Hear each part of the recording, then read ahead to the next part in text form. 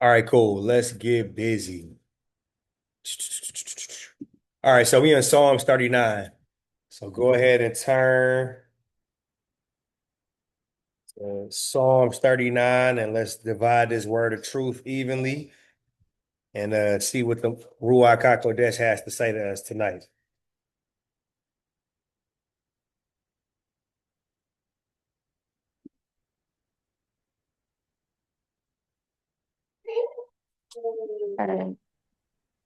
Uh, I could read.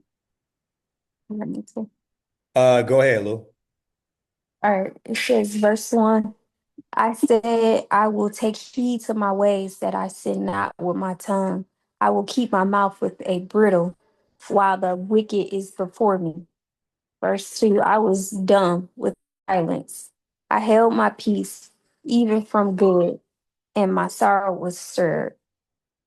Verse 3. My heart was hot within me while I was mustering the fire burn, then spake I with my tongue. Verse 4. I do not make me to know my end and measure of my days, what it is, that I may know how frail I am. And then verse 5. Behold, thou hast made my days as in hand, brethren, and my age is nothing before thee. Verily, every man at his best state is altogether vanity. Selah. All right. That was the first five. Do y'all have anything that stood out to y'all in these first five? Yeah, I was waiting for this chapter because this was one of my favorite chapters I've read this year in Psalms. And it was specifically verse 4, where he says, who will make me to know my end and the measure of my days, what it is, that I may know how frail I am. I see that trend throughout this whole song. Like David basically talking about like make me to remember I'm temporary. Like I'm not gonna be here forever. 100, 300 years. Like even if I get that, like that's such a temporary time in your eyes. And it makes me think of the scripture, our life is as a vapor. Like sometimes we forget that. That's why we do the things we do, because we forget that every day is not promised. We forget that there's actually not 100% chance that I wake up tomorrow.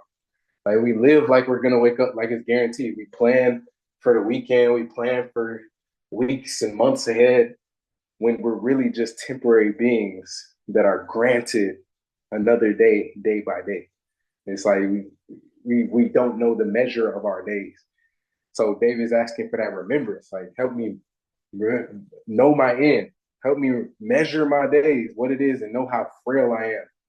That I can go any minute. I think in Psalms 90, um, I read that this morning or yesterday morning, and David was saying basically the same thing. He's talking about um, teach me to number my days that I may apply my heart unto wisdom.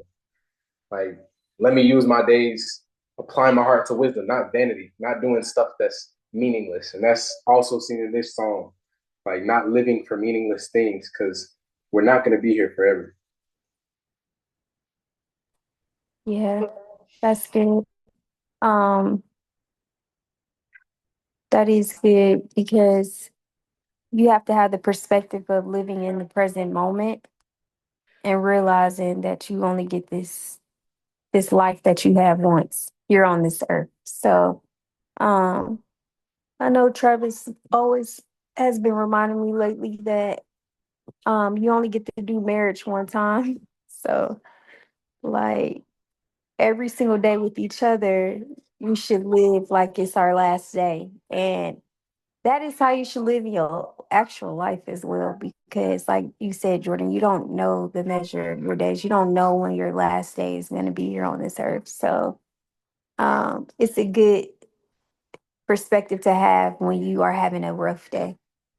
Um, The verse that really stood out to me was also verse 1, where he talks about I said, I will take heed to my ways that I sin not with my tongue. I will keep my mouth with the bridle while the wicked is before me. This really stood out to me because in this moment, David understands that he is in spiritual warfare. Um, and your words are so powerful. So, your mouth is a gate, and you're either going to release righteousness or you're going to open doors to sin. So, having self control in the presence of the wicked is a lot of wisdom to have.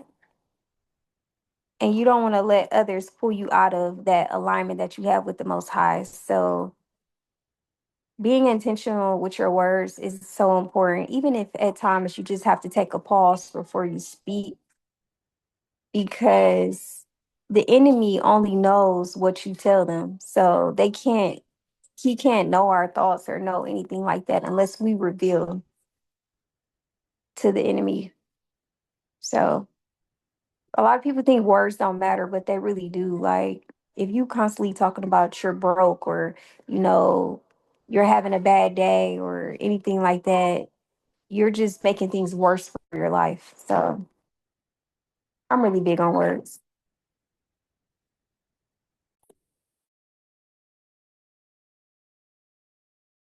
Hallelujah.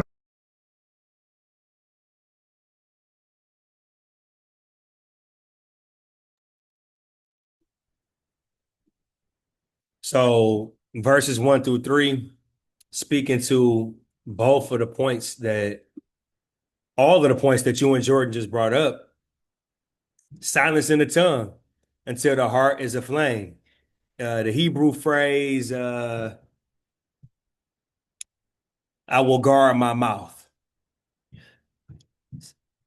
Eshmera lafa. That's how it's pronounced in the Hebrew. And then my heart grew hot, fire blazed while I and mused, in that verse. And it's about royal self-discipline. A king who can rule a kingdom must first rule his lips. It's an internal war that's going on. It's a battlefield. He won't speak in anger until the word is purified. That is an incredible amount of discipline, and it only can happen supernaturally by way of the Ruach HaKodesh. Um, and then the outcome from it is that he speaks to Yah, not to men, moving the issue into the legal courts of the Shamayim. And you get that from verse 1 through 3. And then when we get into breaking down the internal battle of the tongue, I will guard my mouth with the muzzle. You know, like you said, Lewis, having the discipline to prevent your harmful speech because you dictate your life, you frame your world by the words of your tongue. I remember Darby did a lesson about how your tongue um, it it it it dictates what happens it breaks through. It's a spiritual organ that we have. Like it's literally a spiritual organ. What we speak with this physical tongue dictates what happens in the spirit and thus what manifests itself in our physical in this realm. um so the progression just shows how David transforms potential destructive speech into constructive prayer. That is a solid principle right there. And I understand now when it says pray without ceasing, because when you read that, and I think it's in Peter when he says that, I could be wrong, but you hear the apostle saying pray without ceasing. It's like, dude, these are the moments.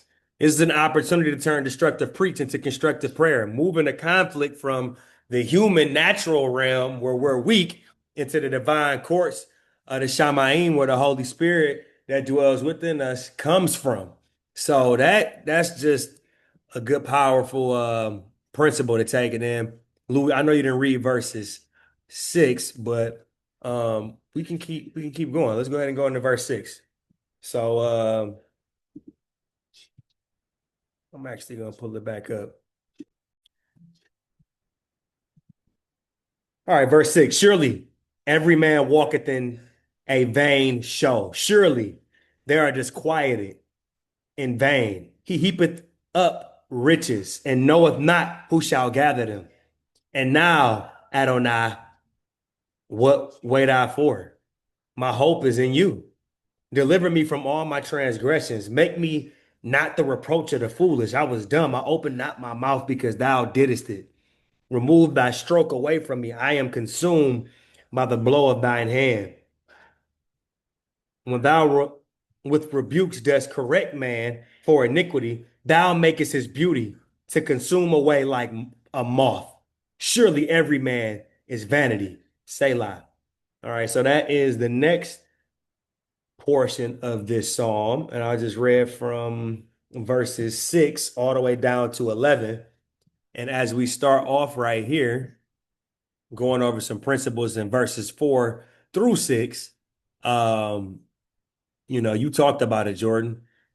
Verse 4, he's learning to convert the fleeting breath into covenant weight. That's heavy. Um, because it holds a lot of weight when you understand how fleeting our life is. That's a beautiful, beautiful thing. Um, and then uh, he recognizes life as, like you said, Jordan, but a vapor. And then David Lee formally requests disclosure of the verdict on human transience. Make me to know what I lack. Make me to know my end. That's good stuff right there. Um, and it's just kind of going back into what you were referring to earlier, Jordan. Who is that stuck their hand up? Who's that? CC, you put your hand up. You had something. By accident. Oh, okay, we on Psalms 39, and right now we going through verses 5 through 11. Really starting at 4 through 11. We're talking about how the vapor of human life, measured days, a request for divine perspective on life's brevity. So let me ask y'all this.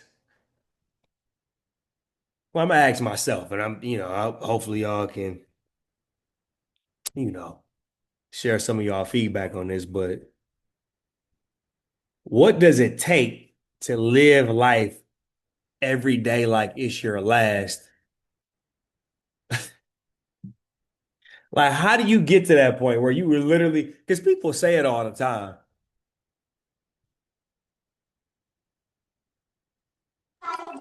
That's a good question. And what's interesting is when a person finds out, like, say if they had they were terminally ill and like the doctor gave them a couple months to live, at that moment, that's when they start to live like it's their last day. So it would be great if we always did that. Hold on one second.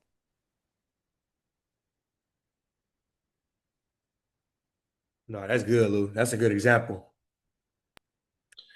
It's all about awareness. Like Lou was saying, touching on that, it sometimes, unfortunately, it does take experiences, like life experiences, where you have a near death situation or you literally see your life flash before your eyes. And I feel like that's what's so powerful about David and his Psalms, because he had times like that where his life flashed before his eyes when he was being chased by Saul, when he was being chased by his enemies, when people wanted to kill him. He had so many instances where he knew I could die right now. And like we live life, some people don't go through those experiences. So that's why it's easy for them to not have that awareness that my life is really temporary. And I've honestly asked the Father for, like I told y'all about that dream a couple of weeks ago, where the concept of eternity became real in my dream. Yeah. I constantly ask the Father, like, make me aware, like, that this life is temporary. That, like, help me stop playing with it. Like, help me understand how serious this life is. Because it's very easy to just live like every day is promised. You got to have those. And of course, I asked, I'm like, because, we just talked about the power of the tongue. I'm like, don't kill me. Don't actually bring me towards death. But if you can do something to just simulate the experience, which he did, put me in a dream, if you could just do something to simulate that experience to bring that awareness to me, please do that. Please do that so I can live right. Wow.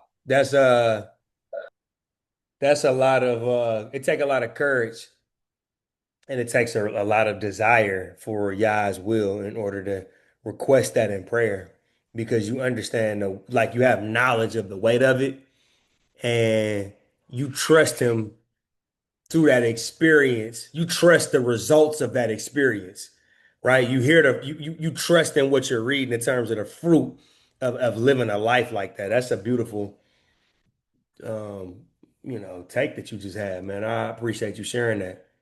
I think I've heard you man, yeah. Sheesh. Live every day like it's your last. Go ahead, CC. I was trying to figure that out, like, because I was telling y'all I had read that in a book too. Like, live like you got 3 days left to live, like same thing. Remember you said that. Yeah. How do you do that? Um, I'm still figuring it out, to be honest, in my own life. But I would say, um, not taking things for granted, appreciating the small things, making every day, finding finding God in every day, great, finding God's grace in every day, finding reasons to be grateful in every day, finding, you know, purpose, not letting things, like, I noticed something about myself. Lately I'm calm, cool, collective. Like, I don't, it takes a lot. It doesn't take a lot. It takes more than it did before for me to get out of character.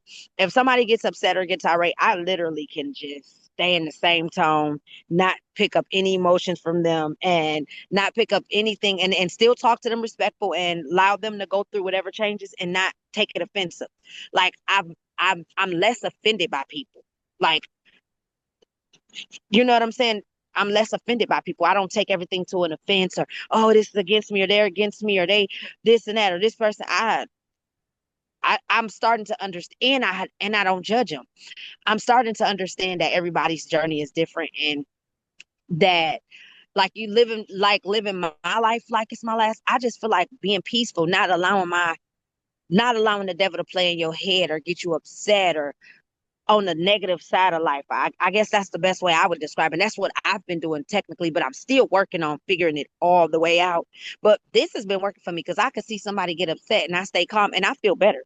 I feel better not cussing I don't eat McDonald's, but not cussing the McDonald's worker out that got mad at me because I ordered something and they didn't hear it. I don't, I just stay calm, cool, and collective. I feel like that gets me more, it does more for me, not even for the other person. Even when I'm driving, I still get a little fancy when I'm driving, but I've calmed down a lot driving. Like, I used to be, like, nuts driving. Now I'm kind of cool. I'm chilling. I don't take the offense to nobody cutting me off. I don't take to offense. Oh, I had a Caucasian guy stick his middle finger up at me, call me out my name, egg me on, and I told him, God bless you, you demon.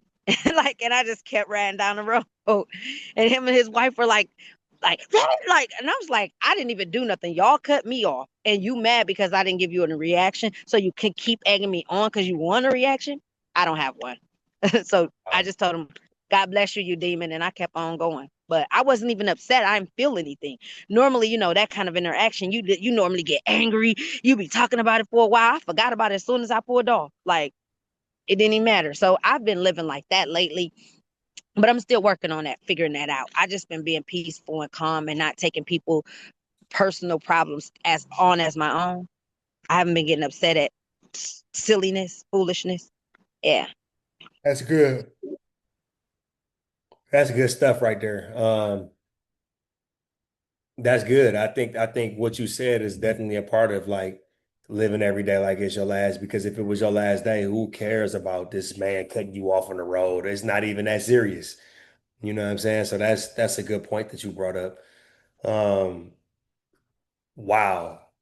I think that if we meditate on it and think about it according to the word a little bit more seriously, I think we'd come back with some answers. It's almost like you have to think about, okay, if today was my last day, what would I want to do? And I think one of the first things that you would do is eliminate all distractions. I think you would eliminate the things that distract you from the stuff that you value the most in your life. And you would I think that's the start, but I ain't about to, we ain't about to break it down right now tonight, but I think it's a good thing to leave Bible study with. If we don't leave with nothing else tonight, is think about that, because how much more impactful would our lives be had we one of us, let alone all of us, begin to live every day like it's our last as a unit. Man, that would be, how many lives will we affect? You know, by the four of us that's on this call or anybody listening, how many lives will we affect positively for the kingdom if we live like that? Um, it's a domino effect. I like to say within our sphere of influence. So interesting, definitely interesting. Um, to get back to the point of what we talking about, a mere breath. Behold, you have made my days a few handbreadths. Each man at his best state is but a vapor. The ephemeral nature of human existence. Futile striving. Surely they go about in vain. Heads up, heaps up wealth and doesn't know who will gather it. He said that in verse, I want to say that's like at verse 6 or 7. Um, No, that's verse 6, yeah. Surely every man that walketh in a vain show. Surely they are disquieted in vain, and he heapeth up riches and knoweth not who shall gather them. The emptiness of worldly pursuits without eternal perspective. So all of your worldly pursuits, all of our worldly pursuits, they have to have an eternal perspective and purpose. If they don't, they're futile and they're empty, and they're going to leave a big hole that only the Most High can fill. So that is something that we definitely need to take with us as well. Um, Verses 7 through 9, hope declared, silence maintained. This is another interesting piece. He says, now what am I waiting for? My hope is in you. I was mute, and now Adonai, what do I wait for? My hope is in you. Deliver me from all my transgressions. Um, he's just re-anchoring his the timeline of his life to Yah alone. Um, and bridling your tongue is such a powerful thing. And it's hard to, because it's a powerful thing, because it's like I probably say like baseball. Like in baseball, if you bat 300, then you go to the Hall of Fame. That means you only hit 3 out of 10 pitches when you go to the plate. So out of 10, if you can hit three, you're considered one of the best baseball players to ever live. If you do that for your career, just hit 3 out of 10. So I don't know if this is a good analogy or not, but when it comes to bridling your tongue, it's like, all right, there's so many different things that we can say throughout the day. But if I can get good at, out of the 10 crazy things that or 10 things that come out of my mouth that don't further my purpose here on earth as it is in heaven, can I bridle 3 of them?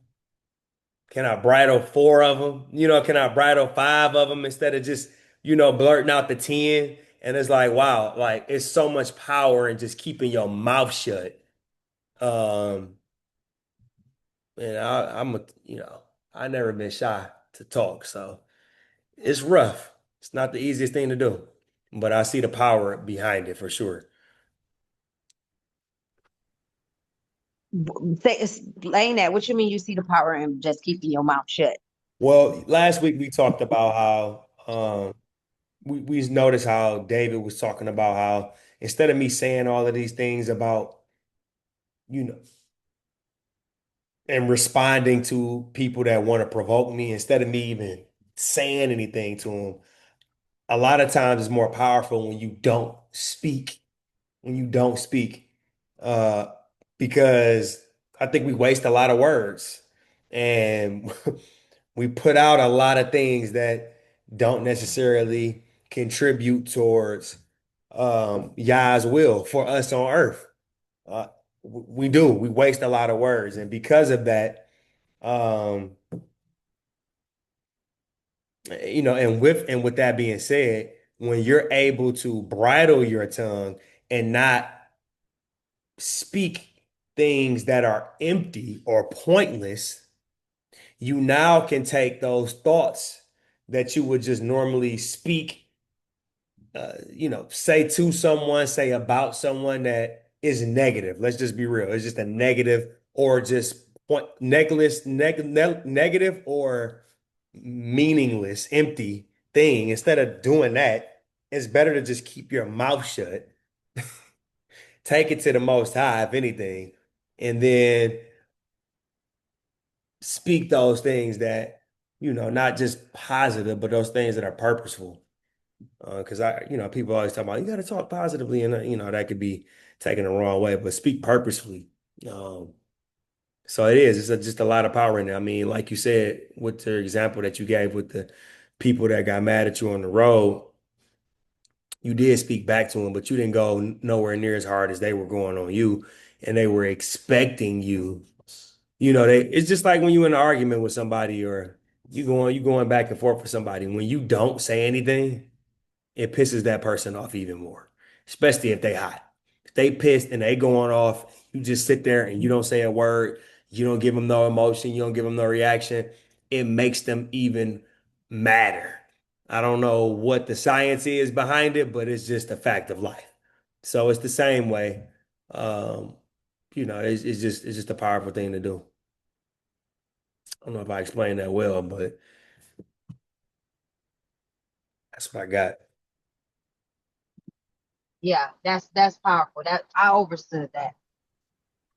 And everything that you're saying is confirmation for me because I already got that message too for God because I'm a talker and then like I said I was quick with the tongue prior, but I've noticed that I don't even have the desire to be that way. Like I don't even have the desire to be quick and snappy and snaz. It don't even like I truly find in myself that I feel better being quiet than I ever felt going off on somebody. That's just me. That's I good. feel so much better. That's what I noticed about my own personal experiences. I feel better. I don't be stressed. I don't be thinking about it later. I don't got a headache, telling 50 people about how somebody on the road, or I'm just giving an example, did me. I'd be fine. I'd be feeling good. And it leaves me faster. Like the emotions of it, I can get rid of it faster. That's real. That's real. And one thing I will say is sometimes we do need to get it off our chest or our thoughts may linger. That's when you convert it into a prayer. Okay. That's when you take it to the Most High. Yeah, you talk to him about it rather than just speaking it out in the Yeah. open or speaking at someone. You convert that energy because, sometimes you may not say something, but that don't mean you ain't thinking about it. That don't mean it's not, balled up inside of you. And that's Yeah, converted into a prayer and you just take it to Yah. I have something with what you're saying right now because I was reading this earlier and it was actually kind of relating to what verse is this? Verse 2. When he said I was done with silence and I held my peace, even from the good, my sorrow was stirred. Um, I had read something about the insight of this. So it says this kind of silence can become an emotional prison if not guided by the spirit. This verse warns, don't mute your righteousness trying to avoid conflict, or you might stir up inner pain. Ooh, Sometimes holding back what is good for too long agitates the soul. Discernment is key. And I was like, that is so real because sometimes when you're quiet and you don't say nothing, when you know you're right about something, and you know that like it's coming from a good place with the good intent, but you know you're right, but you just trying to like, man, you know what, I ain't even about to say nothing because I ain't trying to get into an argument. I That's where literally this verse right here is saying to us, like, if we keep holding things in for too long, that's why people just burst on people and you be like, dang, what the heck just happened to this person? Like, whoa, what is going on? Is because they've been holding in so much for so long that now they're bursting because they can't take it no more. And people be like, dang, they just lost their mind on me.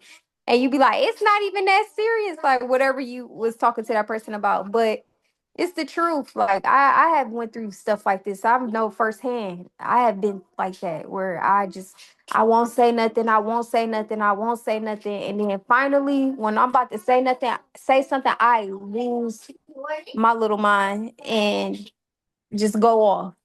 And it's important to be slow to speak, but also speak the truth.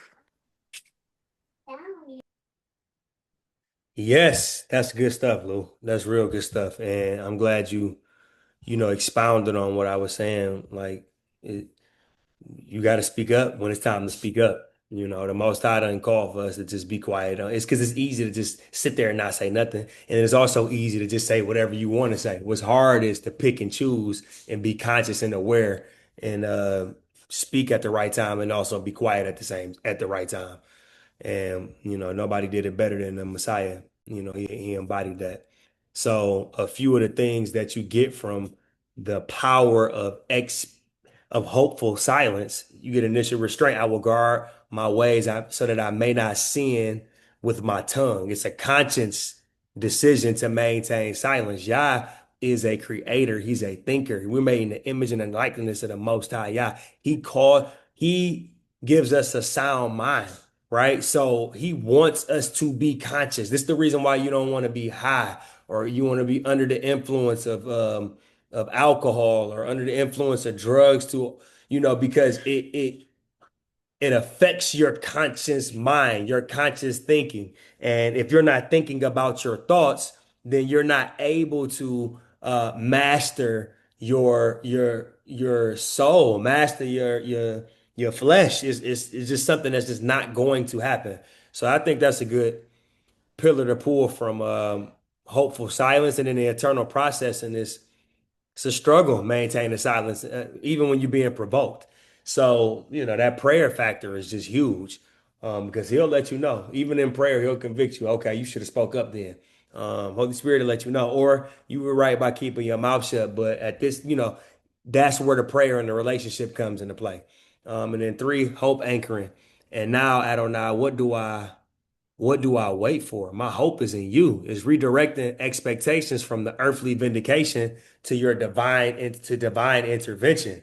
So instead of getting what you're looking for right there in that particular moment, you redirect that into an expectation of eternal reward and humble submission. I am mute. I do not open my mouth, for it is you who have done it. Accepting divine discipline with dignity.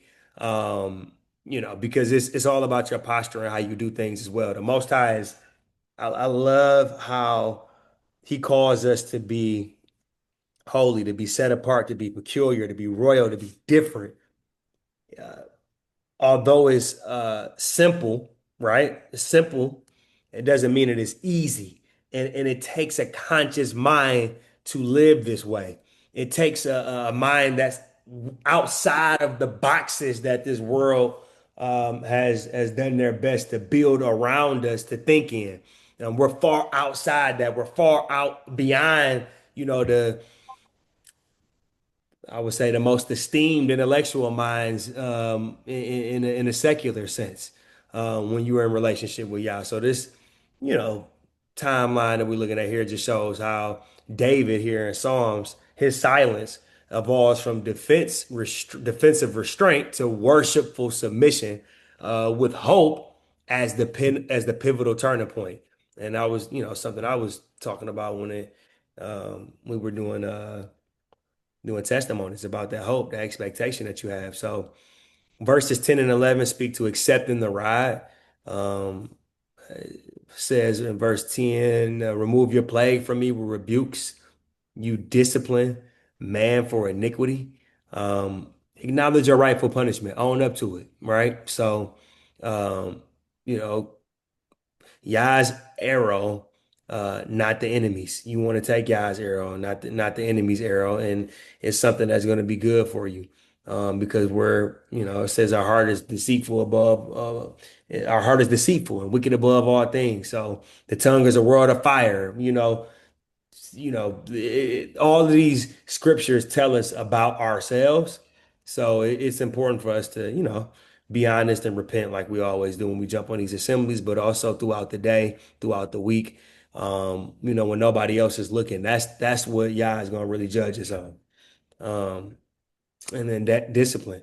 David recognized that his suffering comes from Elohim's hand and not random fate or enemy action. I love this part right here. Whatever you're going through, always acknowledge that the Most High Yah is the one that allowed it to happen.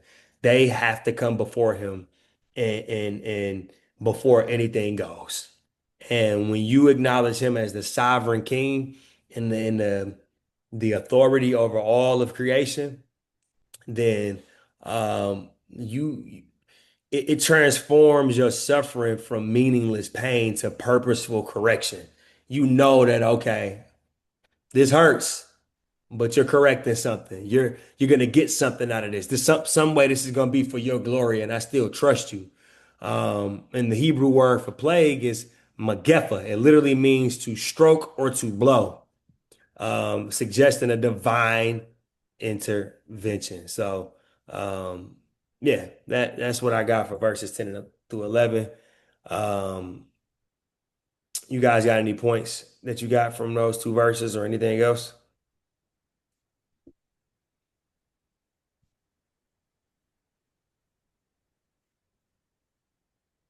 All right, I'll just read this then. Remove your stroke from me. I am consumed by the blow of your hand, recognizing Yah as the source of all discipline. Um, when with rebukes, you discipline a man for sin, you consume like a moth what is dear to him. The painful but necessary process of correction. Man, we got to be able to embrace that as disciples. And then human frailty. So surely everyone is but a breath. It's the humble recognition of morality that comes through discipline. We're just the breath. He formed us from the dust in this relationship. David's acceptance of divine discipline reveals the merger of legal accountability and even a military perspective. I know that's not something that you would think, but seeing correction as a strategic and divine um, appointment. So let's go into verses 12 on down and see what else we can pull. Um, 12 and 13.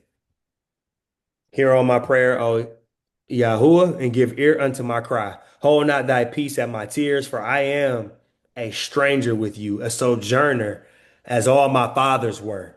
Oh, spare me that I may recover strength before I go hence and be no more. That is a powerful last. That is a powerful last two verses there. It shows a lot. That shows like yeah, that shows a lot. Hear my prayer. Oh, Yah, give ear unto my cry. I am a stranger with you and a sojourner as all my fathers. That's the perspective that we should have. We're just visitors here. We're just visitors. I guess they help you live every day like it's your last too. Understanding that you just passing through. I'm just a visitor. I know, and as a visitor, I know this is not my house. So everything that that things the way that we do things at my house is not necessarily going to be the way that things are done here on this earth. So I can't be surprised when I see the things that I see in the world because this is not where we from. We from a different place. And our king, we're here to expand our kingdom and our government here on the earth. So I just love that verse 12. It's just how it's how my perspective has started to shift in the last I'll say probably this year. I started to look at myself like that when I recognized that like David said, like all my fathers, they were all sojourners. We just visited. We pick up and leave whenever it's time to.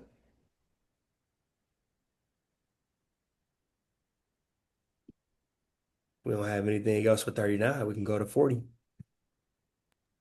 I agree with that. Remembering that we're just sojourners, that's real. Yes, bro. We just resident aliens here before the king of the universe.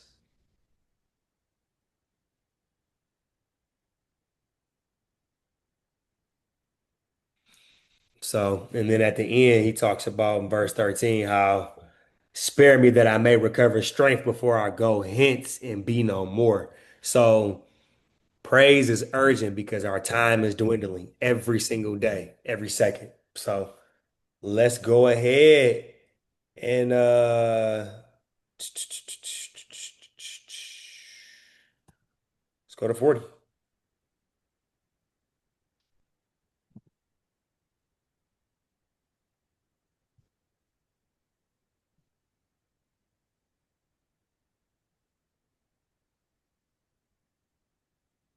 You know what? Before we go to 40, I got a few principles I think we can take from you know, I think we got some principles that we could take from 39 before we go all the way to 40. All right, so seven principles um for the royal priesthood. Muzzle the mouth until the heart is purified. I like that principle because it doesn't say muzzle your mouth forever. It's just until your heart is purified, until you're going to speak things that are reflective of the image and the likeness of Yeshua. Shift your conflict. I'm talking on. I'm doing Bible study, son. It's disrespectful to just come in here and just talk like that. So just do your thing, man. Shift conflict upward. Speak to Yah before answering men. Ask for your measure. So you govern me and now squander it. That's good. That's good. That is so good. Ask for your proper measure from the Most High. Not too much, not too little, but exactly what's the proper measure for where I am right now so that you can help me to govern what I have and then you take me to the next level. We can do more. Hope is a timestamp, it's an anchor, every expectation in the eternal one, the Most High. Yeah.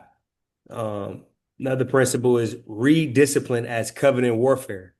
Yahweh's blows and strokes not face, right?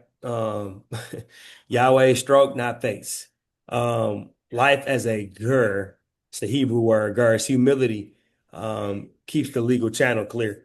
So when you come to Yah with a broken and contrite heart and humility, your channel communicate channel for communication is always going to be clear.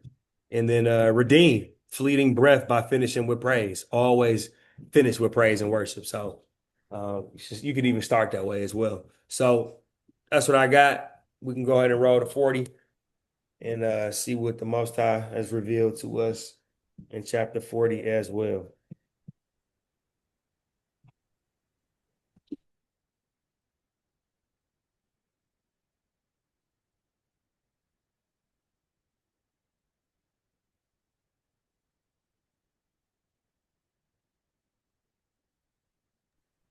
All right, I waited patiently for Yah, and he inclined unto me and heard my cry.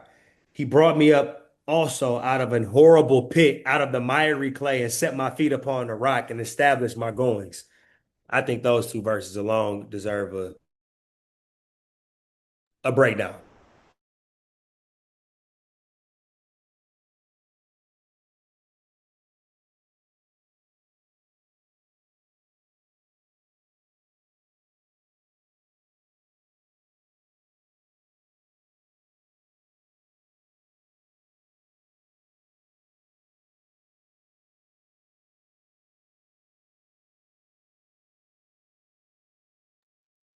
All right, cool. I waited patiently for Yah. He inclined unto me. He heard my cry. He brought me up out of an horrible pit, out of the miry clay, and set my feet upon the rock and established my goings. That is so good to me because that's what he's brought up. The Messiah has literally brought us out of a pit. The Most High formed us from the clay, literally. When you look at the Hebrew word for he forms you from the dust, it's actually referring to the word clay. And that's what you do. You form clay. It's what he told Jeremiah to go to the potter's house. So this is like it's just a pretty cool play on words here. But it's just referring to the relationship that we should have with the Most High because before the Messiah laid his life down, that's exactly where we were. We were in a horrible pit. And then him being the rock, right? He said, I am that rock. You know what I'm saying? I was in the wilderness. He said that to the Israelites when he, I mean, to the Jews when he was when he was walking the earth. So I'm just seeing the Messiah all up in these first two verses here.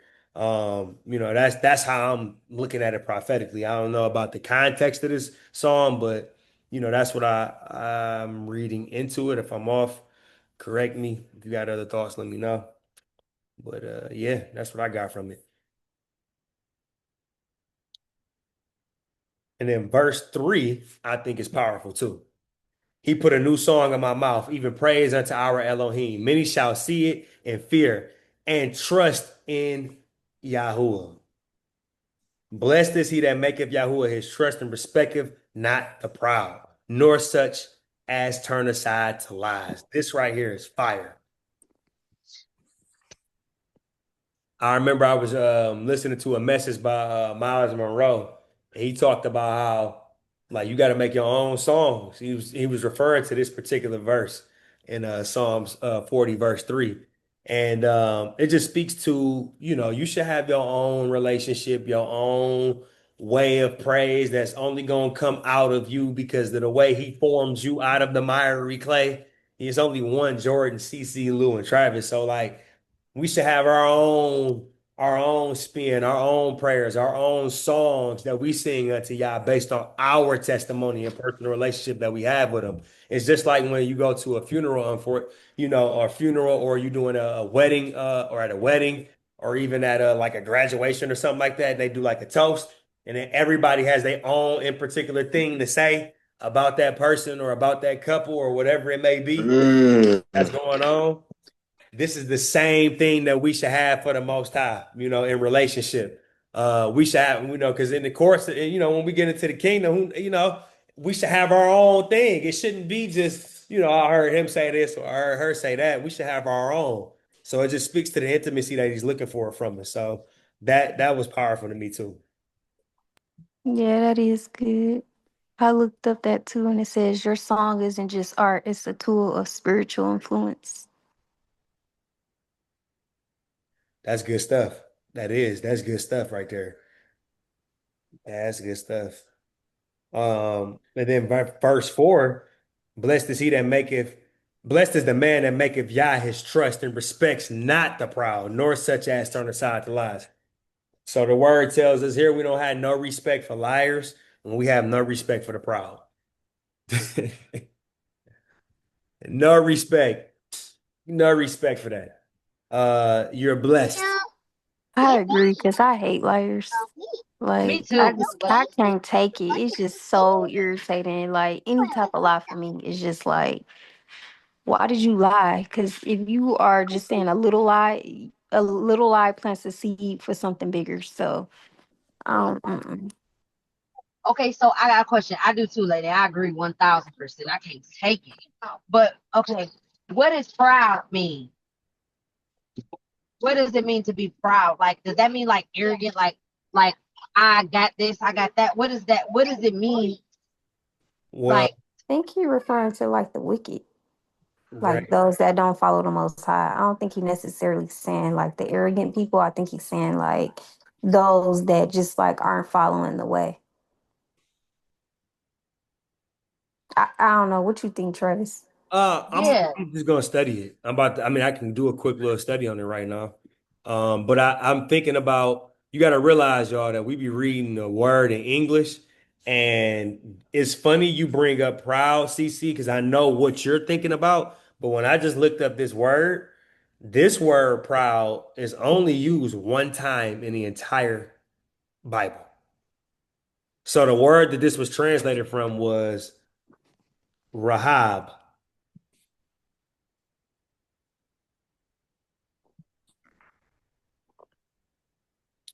Um, yeah, from Yahab. Uh, Well, it does say pride, arrogance, noise, chaos. This is a personified spirit of pride and false strength. The righteous man doesn't seek validation or help from the loud, puffed up, chaotic voices of the world. Pride and pride in the here in the thought is opposing Yah's authority. So proud is like going against God, like feeling Yeah, like you're bigger. yeah, I feel like it's like people who ain't following the Most High who It's having this. defiant. It's being defiant. Okay. It's being defiant. It's the opposite of humility. And you got to think about. And that's why I want to do a real study and breakdown on it. But just in short, you got to think about it. What did they say about Lucifer? How did he get cast out? What did they find in him? What word did they use? I, They found pride in him. He was mm-hmm. perfect in all his ways till pride was found in him. That's Yeah. what happened with Lucifer. So pride, and it says pride goes before the what? Before the Before the fall. fall. Yeah. Pride goes before the fall. So That's always how it happens with people. So, yeah. Yeah. So especially when certain people get power, they just, they get prideful. I mean, yeah. that's not a trait that you wanna have. Um, you know, yeah, it's not a trait that you want to have. It says Dinosaur Island. So, let me see.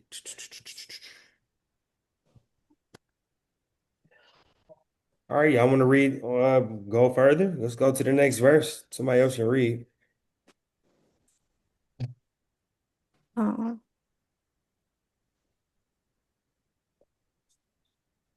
what verse you stopped at? You can pick up on verse 5. It says, "Many, O Adonai Maya, are thy wonderful works which thou hast done, and thy thoughts which are to us word.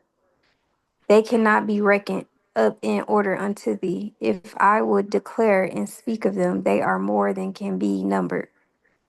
Sacrifice and offering thou does not desire. My ears hast thou opened. Burnt offering and sin offering hast thou not required. Then said I, Lo, I come. In the volume of the book it is written of me. I delight to do thy will, O my Yah, yea, thy law is within my heart. I have preached righteousness in the great congregation. Lo, I have not refrained my lips, O Adonai, thou knowest. I have not hid thy righteousness within my heart. I have declared thy faithfulness in thy salvation, and I have not concealed thy love kindness and thy truth from the great congregation. You want me to keep going? You can stop right there. I mean, it's a lot going on right there than what you just read to me. Yeah. I mean, it's a lot to talk about. Like he's saying a lot. What verse did you stop on? At 10. Yeah, right here in the verse. Yeah, come on. So what y'all got? Let's break this down.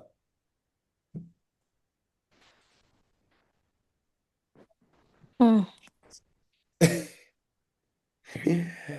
They can. I didn't comprehend it. I'm driving, but I ain't Yeah, I gonna lie, know. I didn't comprehend. It didn't like stick to me, Right. so So I'm not gonna. Um, so it's speaking about the need for a perfect sacrifice. I know verse 6, sacrifice and offering you did not desire, but a body you have prepared me. Ascending smoke offering and sin offering have you not required. He was tired. The Father always had it in place.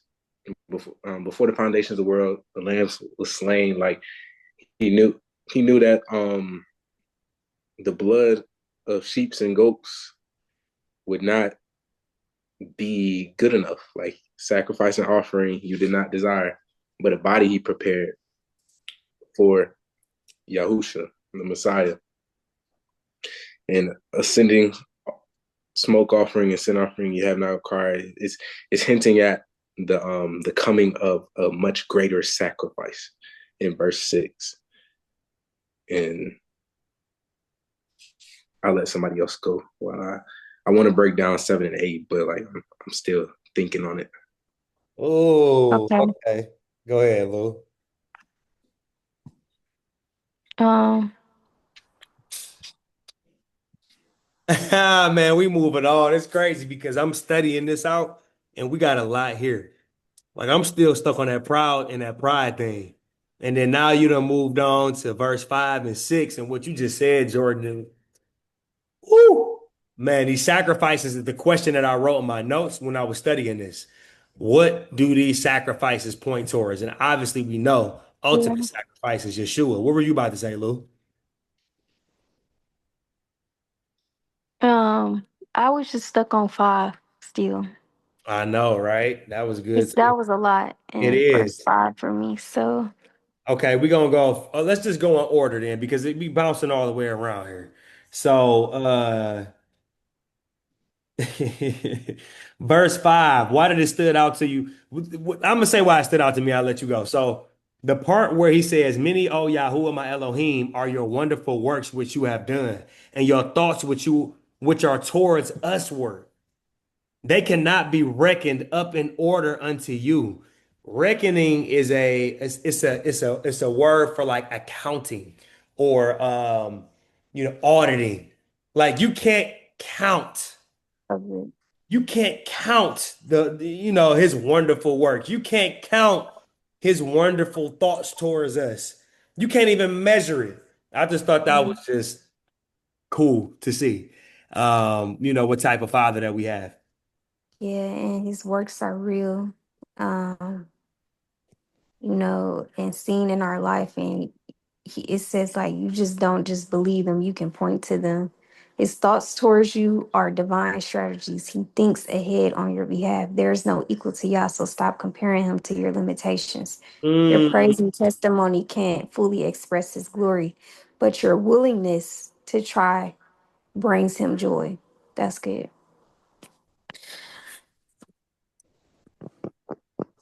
That is good. That's good stuff right there, Lou. Can you say that again? Yeah. It says Yah works are real and seen in your life. You don't just believe them, you can point to them. His thoughts towards you are divine strategies. He thinks ahead on your behalf. There is no equal to Yah. Stop comparing him to your limitations. Your praise and testimony can't fully express his glory, but your willingness to try brings him joy. Wow, that's powerful. I needed to hear I that. like that. I like that. So I got a question. I like that a lot. Um, so they saying your praise and testimony can't even touch what he really can do, but he does appreciate our efforts. You at least trying. Yes. Yeah. Okay. Wow. Why do we have to do what is the purpose of offerings and why do we have different Wow. types of offerings? Man, CC, we on the same page today. So verse 6, that's literally the question I had. So, and it's funny Okay. because we know David is living during a time where you had to have the sacrificial offerings, right? That's what our Okay. ancestors did. They had different types of offerings. So, verse 6 says, "Sacrifice and offering thou didst not desire." Like to Jordan's point, Yah didn't desire, that wasn't the original plan, was to have sacrifices and offerings of killing innocent animals. You know what I'm saying? My ears has thou opened. So David said he opened my ears. Burnt offering and sin offering has thou not required. So like this is a powerful thing to say during the time where you have to make sacrifices according to the Levitical priesthood. You know what I'm saying? He's saying my ears have been opened, and I understand that that's not even what Yah truly desires. Yeah. And, but it is something that he's using for us right now to point towards someone else, and something else, right? So, sacrifice is a blood offering. It's a slaughter for covenant covering. So that's what it is. And we already know Yeshua HaMashiach was slaughtered and his blood renewed the covenant that the Most High made with us in the very beginning. Yeah. right? So So, that's what the sacrifice is, a slaughtering of an innocent animal to cover our sin. Because mm, no sin no flesh, no sin could come before him. It's not even allowed. I can't even deal with you. So I'm gonna make a temporary atonement for your sin just so I can deal with you. I can commune with you. I can still lead you as my people is why he set this up for the Israelites. Is primarily for atonement or covenant renewal. And that's the reason why Yeshua is the perfect sacrifice because he's renewed the covenant and cover all of our sins.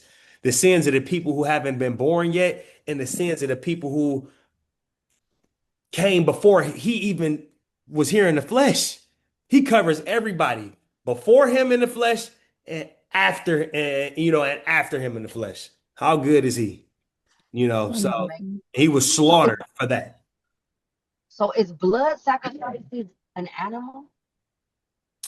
Is God asking for these sacrifices, or did we come up with these sacrifices? Because I'm gonna have to study sacrifices because I've always had a little bit of confusion over the sacrifice part. Just as I'm like, why would God want us to kill an animal, or why would He want us to do that? All right, so the Like, That so used to the be the only way to atone for our sins back in the day. exactly. So Is we before had to Christ came, kill the animals because Yahshua hadn't came yet to give us salvation and be the perfect sacrifice for us. So that's why we used to do that, but we no longer are underneath. Isn't that the Melchizedek order? no, that's the Levitical priesthood. Okay, the Levitical priesthood. We're no longer underneath that anymore, correct? That's why we Correct. don't have to do those sacrifices. But even before the Levitical priesthood, Abraham and Jacob and Isaac was making sacrifices, right? Even Enoch and Noah, they was making sacrifices, and this is before the Levite even existed. So Yeah, sacrifice has always been something because remember when Adam and Eve sinned, what did the Most High have to do? He had to kill an innocent animal to cover their sin. right, because they had awareness, they had consciousness that they were naked. So Exactly, and he they had to lost the cover them glory. up. Oh, Yeah. that's good. Yeah, That's they good. lost their glory. So sacrifice has been happening since the fall. Like Mm. that's just something that the Most High has done, but it was pointing towards, look, we're sacrificing and killing innocent, perfect, because he used to give you a specific description for each type of offering, because it's the point to all of the different ways that he's covering you. Who is he? All the different ways that Yeshua is covering you as the Mhm. high priest, as the king, as the lion, as the lamb. So Mhm. that's the reason why you have different types of offerings. So like a burnt offering is one of the highest, if I'm not mistaken, Jordan, you probably know, Lou, I know y'all can correct me if I'm wrong. Yes. It was the highest type of offering, a burnt offering. It represents Yeah, I believe so. total surrender. Yeah, burnt. It was like a certain type of animal, like you had to have no blemishes and all of Exactly. that they had to have Exactly. brought to the Most High. But as we think of that in our modern day lives right now, what a sacrifice would be, to me, a sacrifice would be removing all your old ways that is not in alignment to the commandments and what Yah wants us to do. So that's like, becoming new, like being the new person that he wants you to be. So you have to get rid of those old things you once attached were that you once was attached to. So that could be anything. That could be anything that you were idolizing. You're sacrificing that by giving that up, and that's pleasing unto him. Because once he see that we're doing those things to him for him, then that's when he starts to open up doors and take us to new heights, new levels with him because he see that we're making progress and trying to let go of what once was there with us. That's not a part of him. So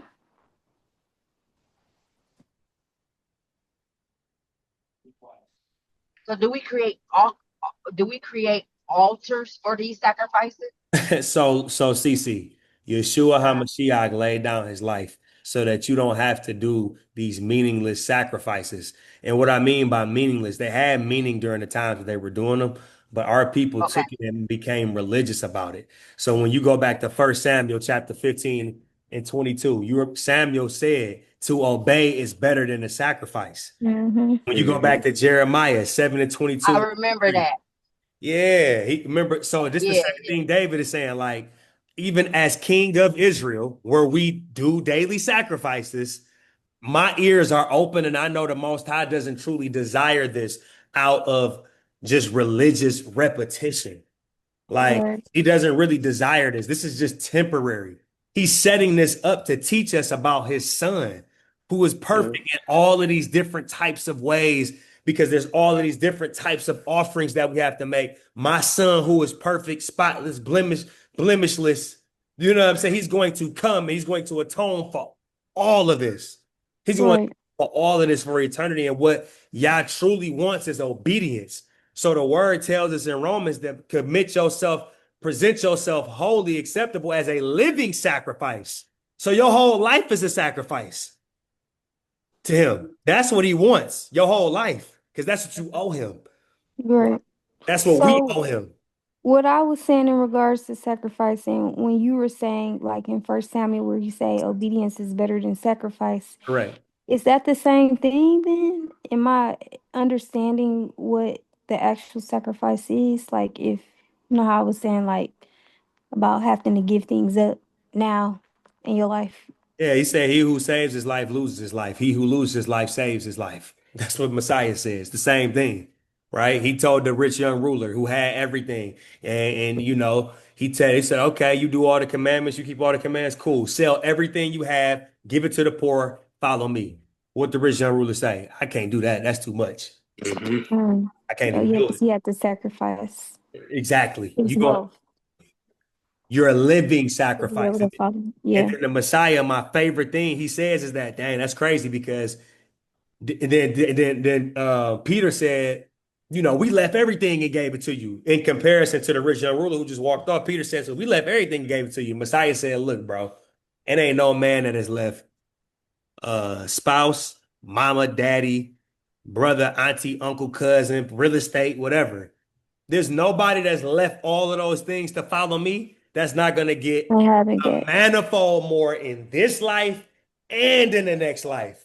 So Yeah. don't even compare your living sacrifice to the return that you're going. Don't compare the investment that you make in sacrificing everything to what you're going to get now and for eternity, because the reward is way bigger than the sacrifice that you're making.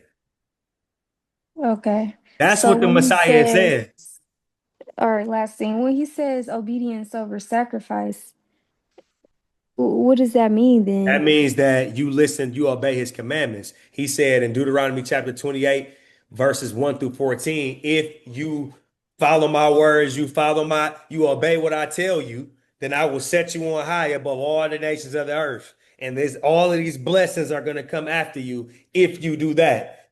And the Messiah put it this way: seek first the kingdom of Yah and his righteousness, and all these things will be added to you. Yeah. Right? So that's what it is. The sacrifice that you're making is your will. He gave us a choice. You can't really love someone unless you have a choice. That's why you shouldn't be out here lying to people. You know what I'm saying? Because you ain't really giving them you're not giving them a true choice. You putting up a facade, right? It doesn't matter what kind of relationship it is. Like, you putting up a facade. That's why you have to be honest. That's why Yah said, I'm going to give you the choice. You could choose life or you could choose death. He told Cain that. You're gonna choose life or you're gonna choose death. You have a choice. So when you choose me, you're choosing my will above your own will. And my thoughts are higher than your thoughts. My ways are higher than your ways. Right? This is what the Most High says to us. Verse 22 and 23 in Jeremiah 7 says, I did not speak to your fathers about burnt offerings, but this is Mm. what I commanded them: obey my voice. The Most High set those things up, those ritual sacrifices up to teach us about the way, the truth, and the life, Yeshua HaMashiach.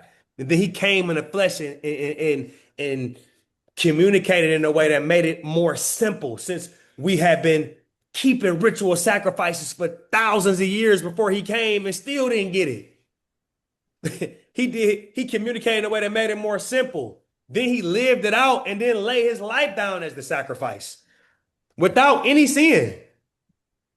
So that's what to obey is better than the sacrifice.